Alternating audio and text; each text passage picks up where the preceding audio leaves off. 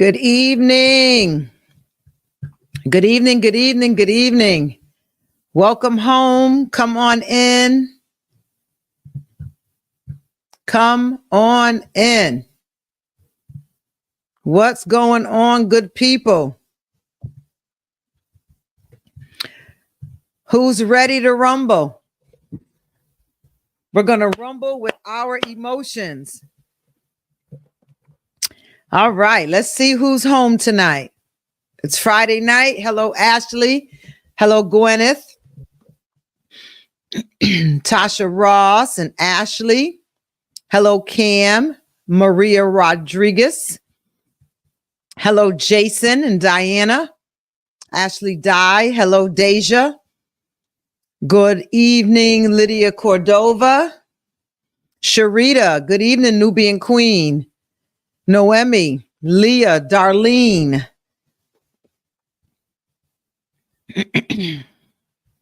Hello, Damien. Mike Rose. Chevelle. Good evening. Good evening, Joycey. Manuel. Good evening, Robert. Chevelle, if I didn't say it already, good evening, Daniel Woodard. Good evening, Special. Coach Ebony. Audria. Hello, Tangi. Good evening, Crystal Adgers. Rosa Lee. A-Rod's in the house. Hello, Rhonda Johnson. Dolores Davis. Darnell, good evening. Good evening, Cass Mitch. Hello, hello, greetings. Where y'all coming in from? Everybody's from this heartbeat, Hartford, Connecticut. Hello, Yolanda, Cynthia Baisden. Hello, hello, hello. Carolyn Booker. Elaine, good evening and grace and peace to you as well. Good evening, Ronnie Bonner. Good evening. I see you, Kamisha, Misha, Candy, Vanessa, Bianca, Carla. All right, Carmen Sanchez. Where's my guy, Ralphie, at? Elaine, good evening, Anna. Lorraine, very good. Good evening, Danielle. Hello, Constance. I love the DM you sent me today. What an amazing testimony. And we've only just begun. Rosalind, good evening. Lasonia, there's Raphael. Good evening. Hello, Caritha, Lisa Palmer. All right, family, come on. We're going to rumble tonight with those emotions. Feelings. I see Connecticut. I see New London. All right, Jason from Delaware. I see Heartbeat in the house.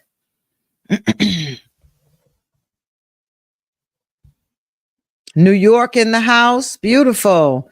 San Antonio, Texas, 1 hour behind. All right, I'm glad you kept up with our schedule. Alicia, hello. Middletown in the house, and you got your books. Good. The post office is working on my behalf. Good evening, Tawana. Cheryl Johnson from Oklahoma. How's everyone doing? It is Friday. Can you believe we made it to another Friday? Is this amazing or what? Didn't it just seem like we just said it was Friday? And now we've made it to another Friday. How does this happen? It just seems to me, I don't know, the kids are always bored. They can't wait to grow up. But it seems that once you grow up, it just is on a speed, on a highway. Like, calm down, slow down time, work on our behalf. Yes, we made it through the week and it's a beautiful Friday. I just literally zoomed in the house. I took Peyton out for a few hours with her friend. And we zoomed on over to what we thought would be a quick trip to West Springfield from my house. It's a quick trip. And turned out there was traffic. And I mean, traffic beyond traffic. It was, we had to get off so many times to try to find out how we could actually get around everything. And when we finally got to the restaurant, hey, we got Ghana in the house. Beautiful. Welcome. And when we finally got there, I said to the waitress, I said, what, do you know anything that's going on here? There's so much traffic. And she had mentioned that Ice Cube was in Springfield, Mass. and was doing some things with the community or the town there. And she said, you all will hear about it soon on social media. So I don't know if that's what all the traffic was about. Other people knew he was there, maybe his followers, but I zoomed right in. You saw the traffic too, Vanessa. It was horrible. Springfield for me should just be a matter of, less than 20 minutes, less than 15 even. And it took us about a good hour or so to get there. It blew our time is what my point was. We were supposed to have some time out together. Hello, Jamaica in the house. Well, how is everyone doing? How's your journal coming along? Are we filling out our journal? How's our journaling come along? How's our will? Someone sent me in their will chart. I didn't get permission if I could share it, but I did mention when I asked if anyone wanted to take a photo and send it in that you could, I could use it online. So make sure you let me know if I have permission when you send things in or if it's just for me. Ready to hit snooze already? Destiny, 8:00 on a Friday night? Huh. Look what the Lord has done. Cynthia Bazin, you didn't get your journal? I think your journal went out. Today, your notebook went out. Carmen Figueroa received her book and journal. Awesome. We're getting there. We're getting there. All right. Can you take a moment, please, and hit like? Go hit that beautiful like button. And while you're doing that, can you go ahead and share it at the same time? Just don't send it with me. Sometimes y'all share it with me. And I guess that's because maybe you don't have anyone to share it with. But it's kind of pointless to share it with me. If you don't have anyone to share it with, I mean, you just can't share it then. But sending it to me kind of defeats the purpose. Good evening, Apostle Johnny Wilson. Good to see you on tonight. God bless you, sir. Thank you for your years of service. Great. I don't know if anyone had noticed, but my main page, Suzanne M. Howard, MHC, all of the lives were going out private. So no one was able to see them on my main page. And it was something to do with the streaming app that we used. So I wonder how y'all were all getting on. Where were you finding me at? That's interesting. But we caught it tonight, finally. And you noticed, Ashley? Yeah, we caught it tonight. And we went back and made all the prior lives public so that everyone can see them now.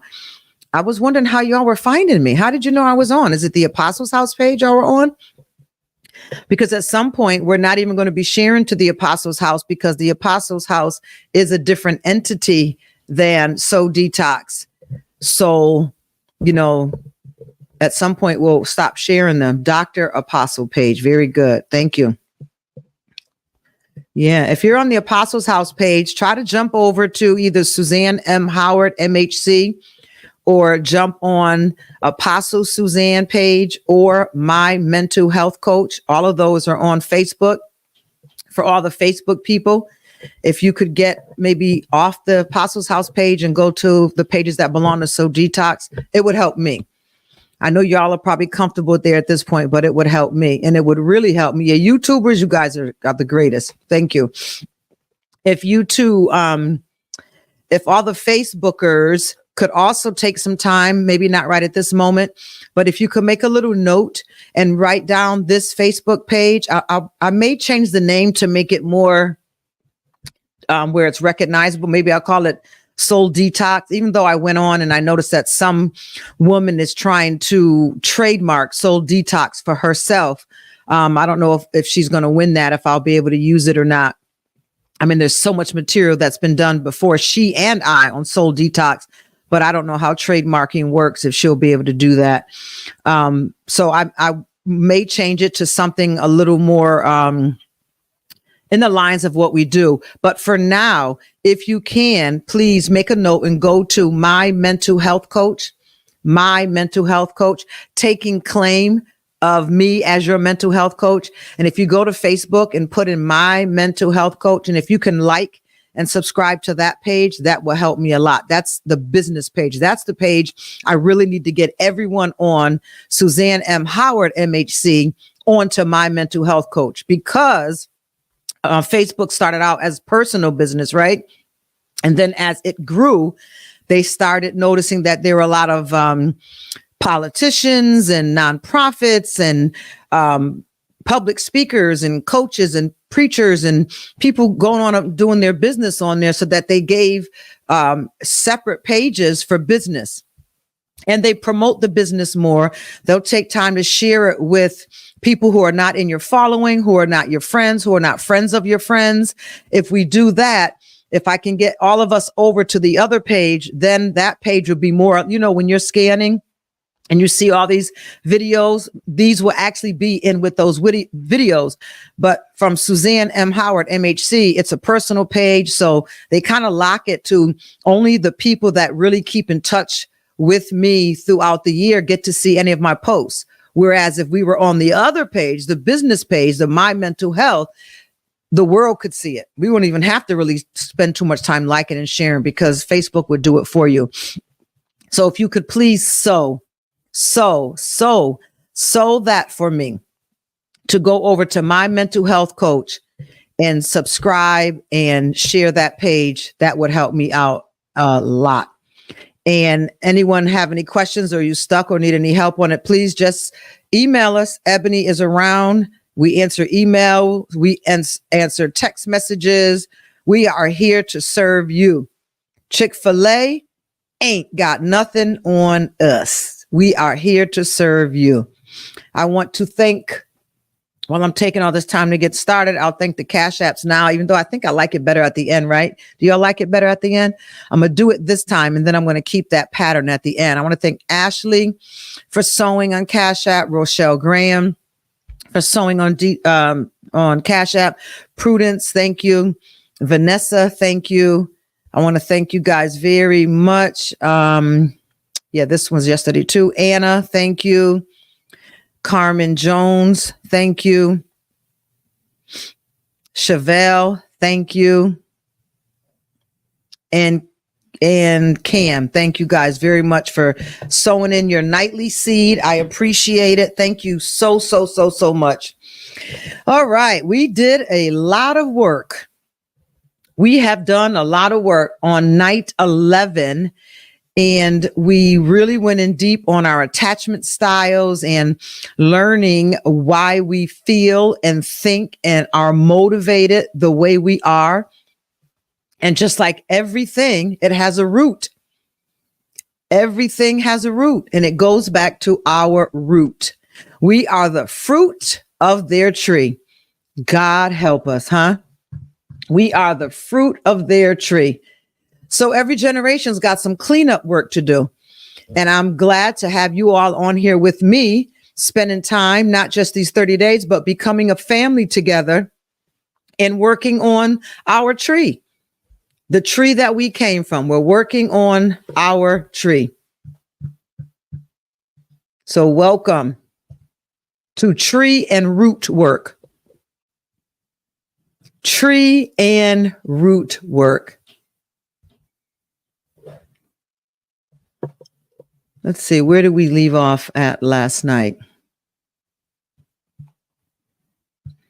Yeah, I think this is good. Look at this. Look at this. This one right here was so dope, right? The ones that hate to cuddle. And I saw a lot of women say, I like to cuddle. Yeah, you probably do. That is more of a feminine thing. But how about the rest of it that went with that? Aside from the feminine part. Are you the anxious girl in bed, really wanting to be loved? We talked about the fearful avoidant. We talked about the ones that are proud of not needing emotional support. I'll read this part and then I'll jump into stress, because this is where it's all leading us to. Is that all right? I'll jump into this and then we'll end up tonight back on our task. I'll get you out of your private session and put you back in group therapy and get you back on task to dealing with our emotions. Remember that insecure styles of attachment grow out of coping mechanisms. See, some of you think you don't need EI, but the proof is in the pudding. And the pudding is your coping mechanisms. What do you do to cope when you're going through a lot? What do you do to cope when work has taken you out, when the marriage has taken you out, when those family members, those church members, when your own self has taken you out? What do you do then? How are your emotions benefiting you then? They're not. You came up with coping mechanisms. And most of our coping mechanisms, whether it's sex, eating, drinking, gambling, spending money of any kind, retreating to our room for days, stonewalling, smoking, traveling, buying clothes, whatever splurge we're into, we formed these coping mechanisms because we did not know what to do with emotions. So cut it out. Surrender already. Surrender and let the Holy Ghost arrest you and welcome you into the open door this year of abundant life. Abundant life. Anyone want the abundant life that he promised us? We often think that it's wealth, but wealth is not only money. Wealth is not riches alone. Health is wealth. Mental health is wealth. What profits a man to gain all the money, the big houses, the cars, and the lovers, and lose his soul? You know what your soul is? Your mind, your will, and your emotions. So you gain all that and you lose your mind. You gain all that and you have no peace. You gain all that and everyone's loving you and you don't love yourself. What profits a man, mankind, to gain the world and lose his or her soul? So these coping mechanisms grow out of not understanding our emotions. So you're intelligent, but you're not emotionally intelligent. It's okay. You're smarter now than you were 10 days ago. These coping mechanisms were all adopted during childhood to deal with the stresses of the familial environment. Rather than feel the repeated sting of emotional needs not being met, the insecurely attached usually distances themselves emotionally in order to self-soothe and to protect themselves, using what we call in psychology cool processing.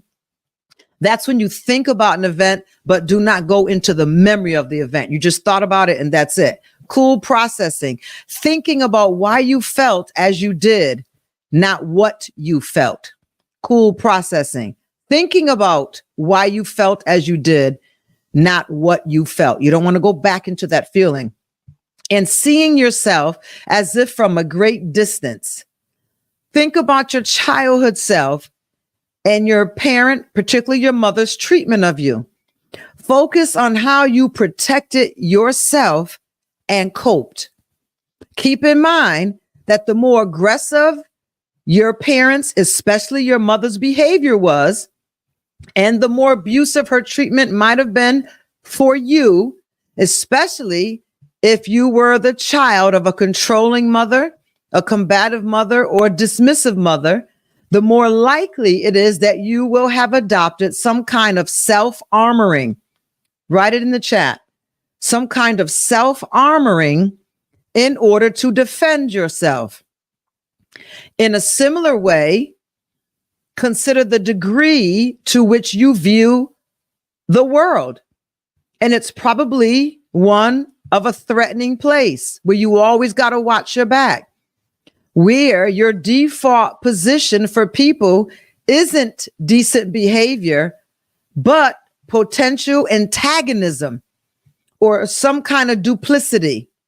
With that in mind, think about your own attitude, especially when under stress. Are you likely to jump to conclusions about people's motives and intentions? Is that you? Do people sometimes say that you're making a mountain out of a molehill? Is that you? When you get into a disagreement with someone, is it important to you that there be a clear winner? Or are you capable of settling your contentions with give and takes? Are you likely to give people the benefit of the doubt, or do you think that makes you seem weak? Do you worry about people taking advantage of you? Why? When someone apologizes to you, are you able to put whatever happened between you aside, or do you always hold a grudge? How sensitive to criticism are you? Are you able to tolerate constructive criticism, or does any criticism feel like a put down to you? Come on, where's the ministers at? We got to grow you guys up. You have a church to carry into the 21st century and beyond, and you cannot be afraid of constructive criticism. You cannot hold grudges. You can't think everybody's about taking advantage of you, because if they are, you need to know how to emotionally survive that and not always be ready to cave in. You've got a huge mandate on your life. You can prophesy, but you can't take hits. Are you happier being by yourself because dealing with other people is ultimately just a hassle for you? The children of mothers with less aggressive styles of interaction, or who withdraw from emotional contention or withheld affection, who are emotionally unavailable, which, by the way, is the worst abuse.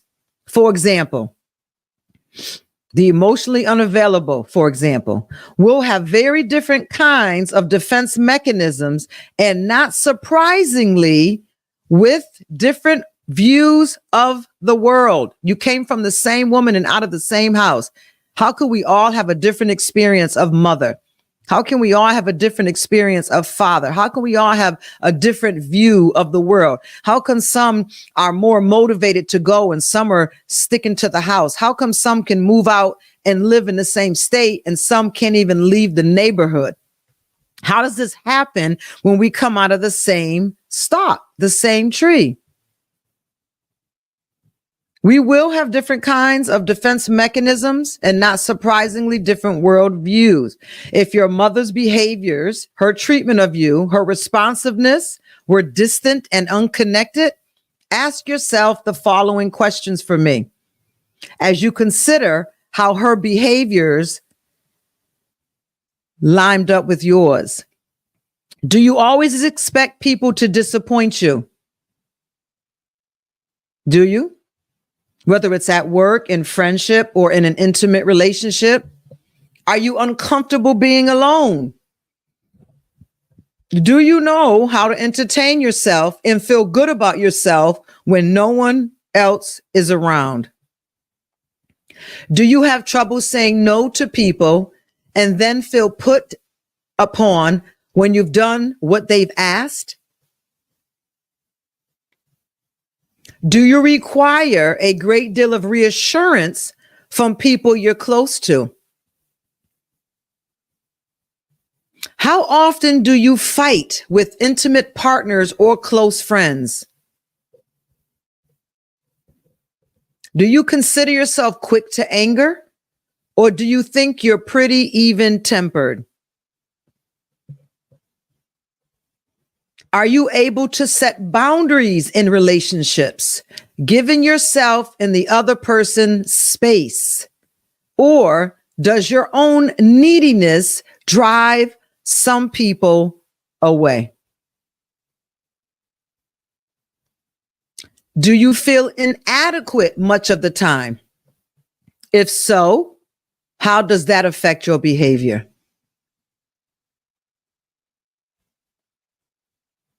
In recognizing the wounded self, one of the paradoxes of this journey is that it is hard for all of us to see the ways in which we've been wounded. I'm going to say that again. One of the paradoxes of this journey is that it's hard for all of us to see the ways in which we've been wounded. You can't see it. That's why you shouldn't argue with those who do, especially those who love you enough to tell you.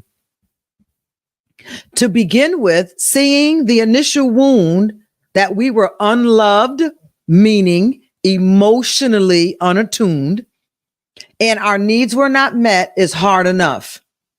Requiring us to dismantle the tunnel vision of what we considered normal. Can someone say what I considered normal?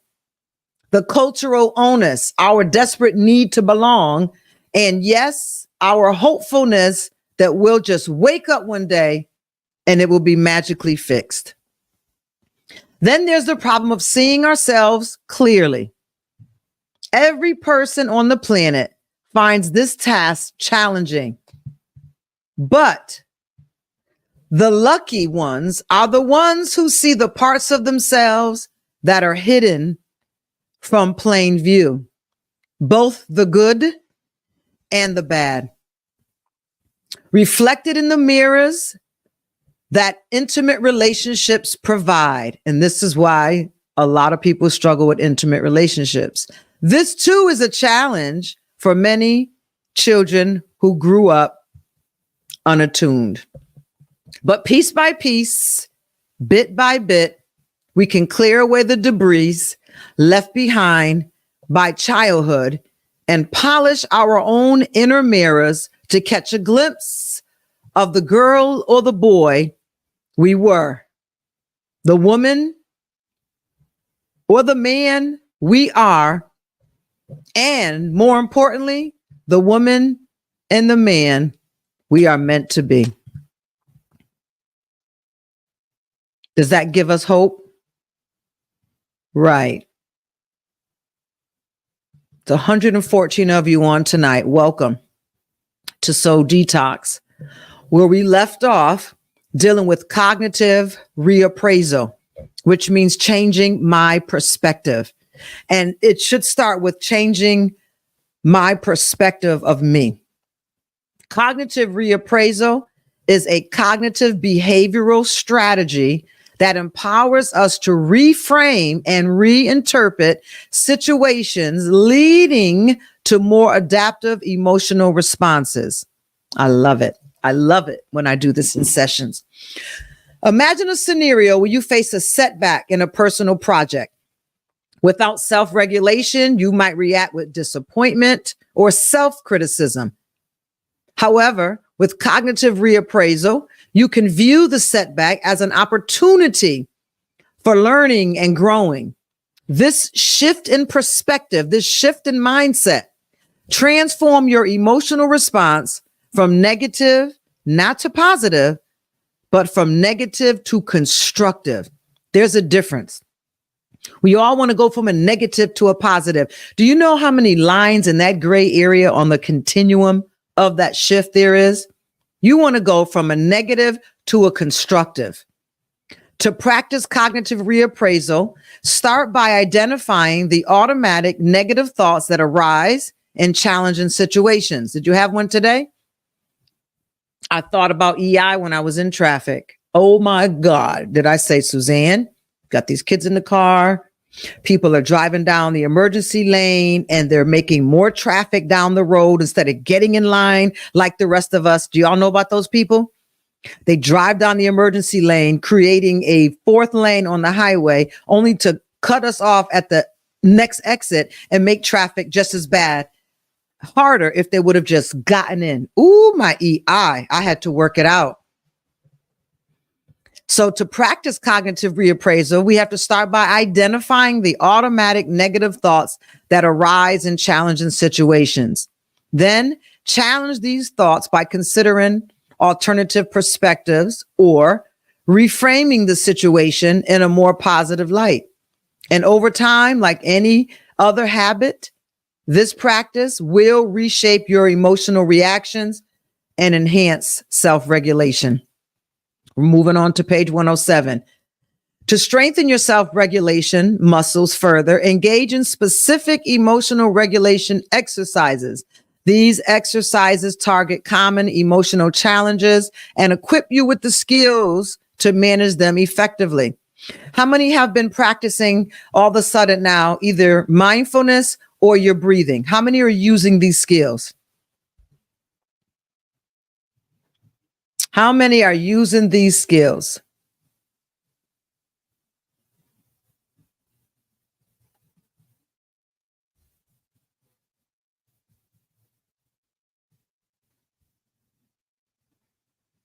No, we've got to keep that open heart. That's why we're doing this detox on our emotions. We're going to get our heart back. We're going to get our heart back to process, to feel again, to be able to love again, to be able to trust again. You don't stop trusting, you put up boundaries. Good. A lot of people are doing the breathing. Very good. Awesome. Thank you for sharing that, everyone. For instance, consider an exercise focused on anger management. How many feel they need anger management? I get a lot of clients from the court in Hartford, domestic fights and things of that such. And they come over to me and they take their anger management sessions. And I give them a letter when they're done to take back to the judge. How many of us haven't gotten caught, but we know we need some anger management? Let me see you here. Want to try the breathing? Awesome. I'll make sure I send out a text randomly tomorrow to make sure we did that. Chevelle, you did anger management. How'd it work for you, Chevelle? Ari, very good. Good to see you, Ari. Karen, all right, Karen, we can do that.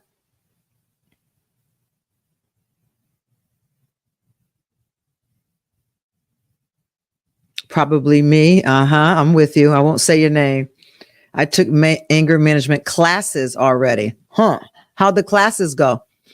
You don't sound like they were too positive for you. Classes is one thing. Sessions is another. I've done it and it changed my life. That's right. Yeah. Anger management. I don't know. I think we all can use it, especially during high triggering seasons or high triggering times in our lives. Through these exercises, you'll learn to recognize the signs of anger, such as increased heart rate. Do you know what anger does to your heart? That you just, after years of wear and tear from being at such a high chemical rate of anger, the damage you do, muscle tension before it escalates. You'll then practice techniques like counting to 10, deep breathing, or using calming self-talk to diffuse your anger intensity. These exercises serve as practical tools for real life situations, empowering you to navigate your emotional landscape with confidence and control. I was sharing with one of my armor bearers, I believe it was, and I was sharing how I had been under like a heavy load of stress. I mean, y'all can probably know without me even telling you, just from what I do, right? And I kept saying, wow, I'm really managing the stress well. And a couple of people were checking on me and they were saying, how you doing? How you doing? I said, I'm fine. I feel good. I just, I don't know how you do it. I don't know how you do it. And I said, well, it's the Holy Spirit. I'm doing fine. But what happened was I woke up one night in the middle of the night, my eyes just opened. Anyone ever have that happen? There was no noise. There was no dream. I didn't have to go to the bathroom. My eyes just opened. And when my eyes opened, I felt that I had been clenching my teeth during my sleep. And when I started to doze off back to sleep again, I realized the clenching was starting already. Sometimes stress does not show up during the day. Either we don't recognize it because we lack some self-awareness, or we're really so busy going from one thing to the next that we're not even able to notice what's going on with us. Sometimes stress can be put away until your body's at a complete rest. And then all of a sudden you have a desire for things that you don't want to do, or you have the tension, or you get the muscle spasms in your legs, or you feel the tightness in your hands, or the tightness in your chest, or you're laying down. All of a sudden it feels like your heart just jumped. Or you lay down and you feel like you was out of breath for a moment. Yeah, there's some things that's going on. And sometimes it's not noticed until we get in the bed, or sometimes even go to sleep. That's why there's sleep studies and such. Your dentist said that you're doing that. Yeah, and that's very bad. It's bad for our teeth. It's bad for our jaw. It can affect our sinuses. It can cause our teeth to start shifting. And remember, that's a manifestation of something greater that's going on. So we have to find out what is going on, what's stressing me, what's worrying me. I knew what mine was, but I didn't feel I could do anything about it until the end of the year. And then I've learned from it. And there's some things that I'm just not going to do this year, period. No apology, no explanation. That's a boundary. I don't have to be rude and angry and nasty about it. It's a boundary. I'm not allowing myself to be stretched in 99 different ways. I'm not going to work until I'm burned out. I'm going to take time off every 3 months. And I have January off from doing any of the schedule work outside of, I still do coaching sessions and I do the lives. But come on, Pastor Yashika. But I was afraid for me when I found out what I was doing in my sleep. And I'm just not doing it this year. And this morning I woke up and I want to share this. I want to share this with y'all as well. This is what I wanted to put on a live today, or even just do a short live during the day. Are you doing what you want to do? Now do that and breathe. Are you doing in life what you want to do? And if you are a Christian, I'm speaking to you specifically and saying what God has called you to do, because that's going to be your happiest place. Running from him is causing you problems. Trust me, as Jonah. It's causing you to lose things. When I get myself together, I'm going to come back. No, when you will never get yourself together, because it will blow away like a hole in your basket until you give him what he allowed you to be created in this earth for. So with that side effect noted, are you doing what you want to do in life? Because I'm here to tell you, you only get one chance. There's no rehearsal. There's no private show. It's one night only, baby. And it's going faster and faster, it seems. We're dying younger and younger. We're more unhealthy than we've ever been in any generation in history. The majority of us that are overweight, and most doctors are teaching now that we're set up by the restaurants and the food system to be overweight. So it's taking years from our lives.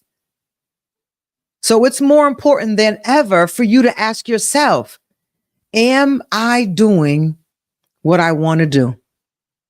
And if you are, I congratulate you. If you're working towards it, I congratulate you. But if you're not, I encourage you to start having those conversations. Start having those conversations, guys. Life is short. And I would even say life is shorter. Find out what you want to do. Give yourself permission to speak those things to yourself. Put it in a journal. Come talk to your coaches. Have a discussion about it. And maybe I feel guilty because I want to do this. Or I feel that this wouldn't please people if I did this. Or I don't feel that it's possible that I could ever do this, but it's something that I want to do. These are what coaches are in the earth for. Talk to someone who's about bettering your life and improving your life, not someone who's got something to lose. If they love you too much, it's going to be hard for them to want to see you do too well, because they always have in the back of their mind that they may lose you. So talk to people. That's why it's better to have paid people. I'm telling you from my own example, you got to have that trusted girlfriend or that guy friend, but it's so good to have paid people in your life. That's such a perfect boundary right there.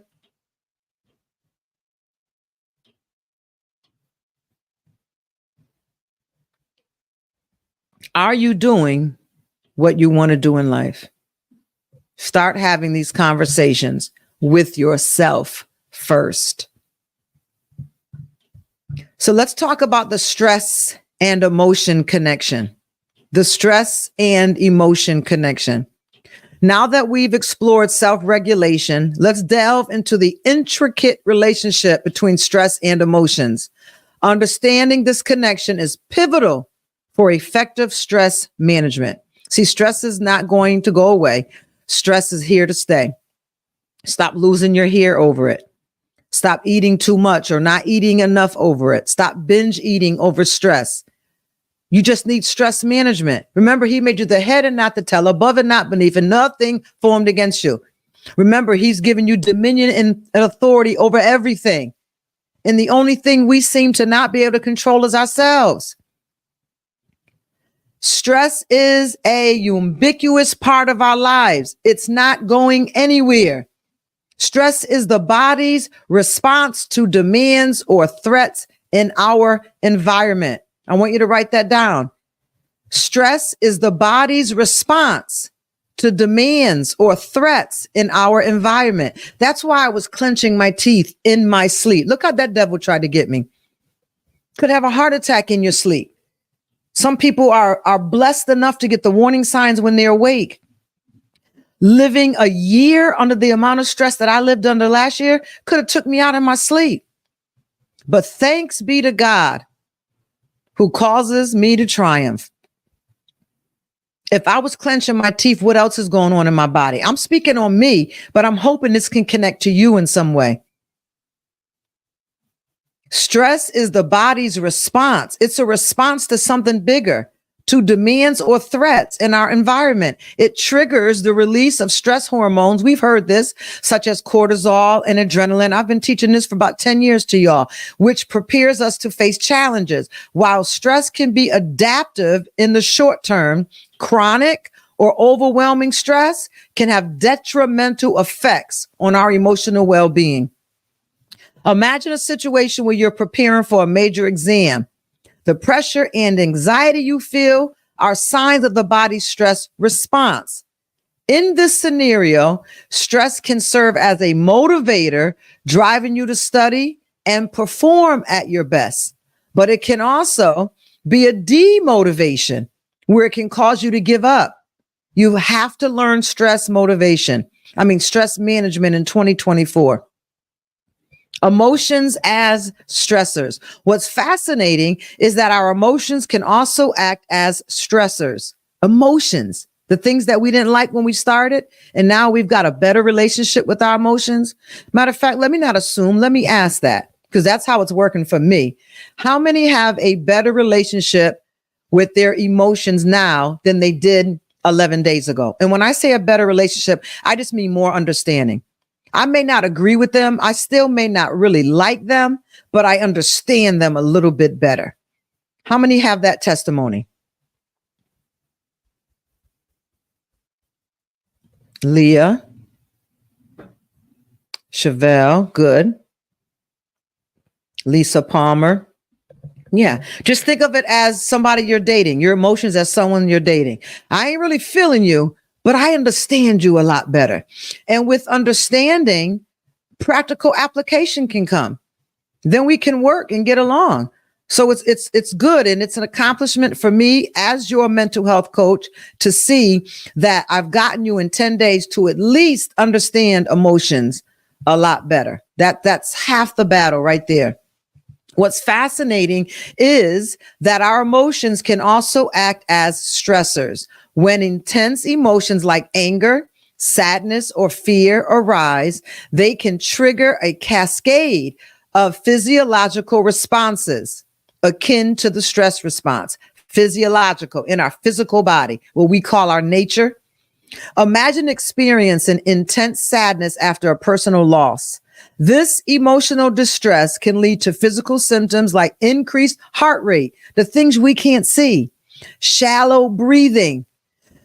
You're breathing so low, you didn't even realize it. And muscle tension, including headaches, all reminiscent of the stress response. Recognizing this dynamic will help you catch things earlier on in life. Somebody say emotions. It's essential because it highlights how emotional self-regulation plays a pivotal role in effective stress management. Somebody say emotions. Come on, type those emotions up. So let's talk about stress signals for a moment. To effectively manage stress, you must first recognize the signals, both physical and emotional, that indicate its presence in our lives. These signals serve as early warning signs. Can somebody put up there for me early warning signs? These signals serve as early warning signs, allowing you and I to intervene proactively. Stop waiting until we're in a hospital or in a hospital for our brain. Recognizing physical and emotional stress signals is essential for effectively managing stress and maintaining emotional well-being. So let's delve into more details and provide some examples of these signals. Number one, physical signal of stress, muscle tension. Tense or tight muscles, especially in the neck. That's where it gets me. Shoulders and jaw. I think I had all three this time. Are common physical signs of stress. For example, clenching one's fist or grinding teeth while sleeping can indicate stress. What's the last thing your masseuse said to you? They told me I need to come back every week until they can work those knots out of my back. So while we're saying that we recognize this stress, can you do a little work and find out what is it that's stressing you? I remember one time I had these two knots in my back. I named the two of them. I named them after two people that I knew were stressing me out. Being a pastor is not an easy job. Headaches. Stress can contribute to tension headaches or even migraines. These headaches often result from muscle tension and increased blood pressure caused by stress. Can somebody put stress on the chat for me? Number three, digestive issues. Stress can affect your digestive system, leading to symptoms like stomach aches, nauseousness, diarrhea, or even constipation. For instance, someone might experience stomach discomfort before an important presentation. Number four, increased heart rate. Stress triggers the body's fight or flight response, which can lead to a rapid heartbeat. Individuals may notice palpitations or a racing heart during stressful situations. I didn't have a stressful situation. I had a stressful year. Anybody with me? Increased heart rate. And then it makes us physically tired because the heart is pumping like you've been at the gym for 8 and 10 hours instead of an hour or 45 minutes. Then when you go to bed, what do you think happens to your body? There's this rush. Number five, changes in sleep patterns. Stress can disrupt sleep, leading to difficulties falling asleep, staying asleep, or experiencing restful sleep. How many see that on social media? That'd be a good time for me to send my electronic business card, right? When they say, anybody up? Why are you up? Why is there this change in your sleep pattern? Why is your sleep disrupted? Why are you having difficulty falling asleep, staying asleep, or experiencing restful sleep? I think I just heard my commercial. Anyway, frequent waking during the night may include sleep-related stress disturbances. Number six, fatigue. Chronic stress can lead to physical and mental exhaustion. Glory to God in the highest. Individuals may feel constantly tired even after a full night's rest. These are all the signs, and I'm going to confess, these are all the signs that I ignored. I spoke about it, but I ignored it through the entirety of 2023. Never again, in Jesus' name.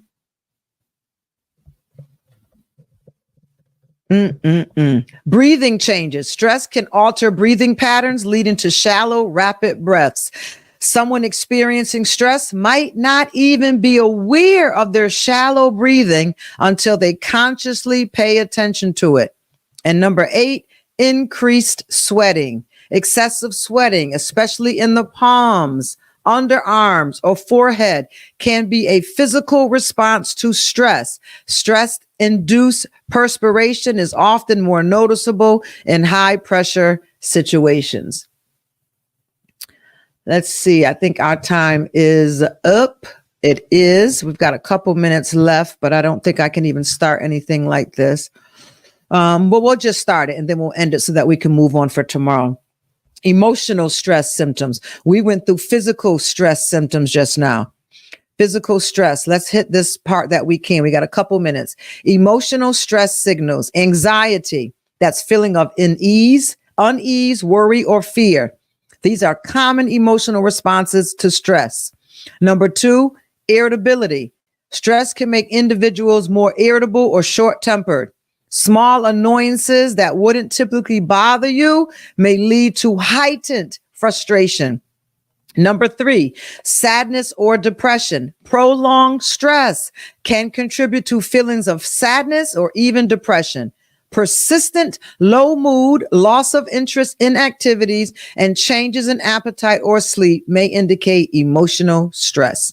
Number 4, anger. Stress can trigger anger or rage, especially when individuals lacking EI feel overwhelmed or unable to cope with stressors. Number 5, difficulty concentrating. Stress can impair concentration and cognitive function. Someone under stress may find it challenging to focus on tasks, make decisions, or even remember details. My God, I'm going to make an assessment out of this, and I'm going to have our leadership, ministers included, complete this every 30, 60, and every 90 days to find out where we at. Make sure nobody's burning out. Because I'm going through this list, guys, and I don't know about any other pastor on here or any other minister on here, but I've got this checklist, and I'm almost checking every single one. Anyone else? Wow. Man, restlessness. Number 6 can lead to restlessness or inability to relax. Individuals may have a constant sense of unease or be unable to sit still. Number 7, emotional sensitivity. Stress can make individuals more emotionally sensitive. They may react strongly to criticism, feel hurt by small slights, or become easily overwhelmed by their emotions. Withdrawals. Number 8. Some people respond to stress by withdrawing from social interactions and isolating themselves. They may prefer solitude to cope with their emotional distress. Wow. It's important to note that stress affects individuals differently, and not everyone will experience the same combination of physical and emotional stress signals. Recognizing these signals in yourself or others is the first step toward effective stress management.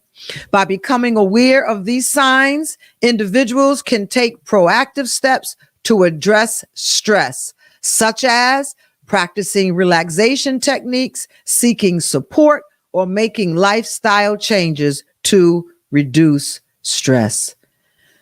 Whew. My God, I'm with you, Sandra. You know what I'm going to do? We're going to make an assessment of those questions, and I want to see how y'all answer this assessment. Is anybody up to another assessment? Can you handle another assessment? Thank you, Elaine. Another woman had called and said how this was helping her on her job. Powerful tools, y'all. Yes. They said yes. People are saying yes. Good. Ebony and I will put together this assessment. We'll get it out to you. It will be electronic. Just answer yes or no. And then I'll probably have you rate it on a scale from 1 to 5 so I know how bad it is. Be honest with yourself, please. Do not pick 3 because it's not 5 and it's not 1. No, be honest with yourself. And I don't want to hear, well, at times, let's talk about right now. Let's be real time and in reality. How are you feeling about it in this month where we are now? We're going to send it out to you. Let's take a moment before we sign out and let's breathe in our nose. Ready? Breathe. Hold it. Out our mouths. Come on, one more time. Breathe in our nose. Hold it. Out our mouths. Let's go for 3. In our nose. Hold it. Out our mouths. I like to say that God breathed the breath of life into man. Hold it. And then let the breath out, and we became a living soul. Let oxygen have its perfect work in us. That's it for tonight. I did it in 57 minutes, 28 seconds. We are going home. I could stay on for a couple more hours. I really feel this assignment tonight. But we're going to go. because this is a lot of information and there may be triggers and sensations in your body. And I don't want to push it just because the anointing is on me to keep going. You know, the anointing had Apostle Paul preaching all night long services, and that gets on us sometimes. And I'm not going to do that, but I want y'all to practice, replay tonight, practice, and be ready for me on tomorrow night. Can we do that? Yes, you can, Ashley. All right. Beautiful. Let's prophesy. I wish above all things that you prosper and be in good health, even as your soul prospers. Mwah. Bless you all. Good night.